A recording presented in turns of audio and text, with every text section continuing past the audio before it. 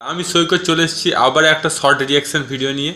আর এইমাত্র খবর পেলাম যে আল্লু অর্জুন কিছুক্ষণ আগে অ্যারেস্ট হয়েছিল, মাত্র 5 ঘন্টার মধ্যে আবার সে মুক্তি পেয়ে গেল অ্যারেস্ট ওয়ারেন্ট থেকে এবং হাইকোর্টের বেল পেয়ে গেল।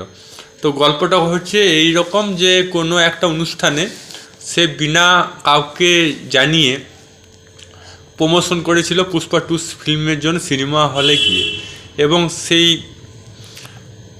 সিনেমা হলে প্রচণ্ড পরিমাণে ভিড় হয়ে যায় সকাল সকাল, এবং এত ভিড় হয়ে যায় তার মধ্যে একটা মহিলা এবং একটা বাচ্চার মৃত্যু হয়। সেখানে অ্যাক্সিডেন্ট হয় এবং ভিড়ের চাপে মৃত্যু হয়, এবং তার হাজব্যান্ড তার নামে কেস করে থানাতে। এবং সে তবুও আল্লু অর্জুন প্রায় 50 থেকে 70 লাখ টাকার মতন অনুদান দিয়েছে এবং সাথে সাথে তাদের ভরণ পোষণের দায়িত্বও নিয়েছে।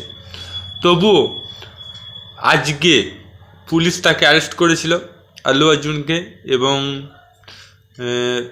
আল্লু অর্জুনকে অ্যারেস্ট করেছিল পুলিশ, এবং আজ হাইকোর্ট পর্যন্ত যাওয়ার কথা ছিল কেসটা, কিন্তু এই 5 ঘন্টার মধ্যে কেসটা উইথড্র হয়ে গেছে এবং আল্লু অর্জুন বেল পেয়েছে।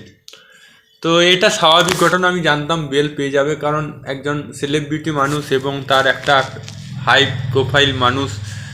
হ্যাঁ, তো এটা স্বাভাবিক ব্যাপার। আর দ্বিতীয় কথা, তো আল্লু অর্জুন তো কোনো দোষ করেনি, সে ফ্যানদের সারপ্রাইজ দেওয়ার জন্য না বলে চলে এসেছিলো। এটা একটা যেমন দোষ করেছে, একটা ভালোও করেছে, কিন্তু তাদেরও সচেতন হওয়া উচিত যে এই প্রচণ্ড ভিড়ের মধ্য দিয়ে অ্যাক্সিডেন্ট হওয়াটা স্বাভাবিক, কারণ মানুষের ভিড়, উত্তাল ভিড়, আর সেই ভিড়ের চাপে মারা যাওয়া, সেটা নিজেকে সতর্ক থাকতে হবে। একটা বাচ্চা আর একটা মহিলা মারা গেছে, তো তারও দোষ ছিল। তো কেসটা উইথড্র হয়ে গেছে, আর টেনশন করার দরকার নেই। এখন এমনিতেই আল্লু অর্জুনের সিনেমা খুব ভালো চলছে, আশা করছি এর চেয়েও ভালো ভালো বই করবে। আর প্রমোশন করার সময় একটু ভেবেচিন্তে প্রমোশন করবে, আর যারা ভলেন্টিয়ার্স তাদেরও দায়িত্ব যাতে মানুষের জনগণ দিকে কন্ট্রোল করা।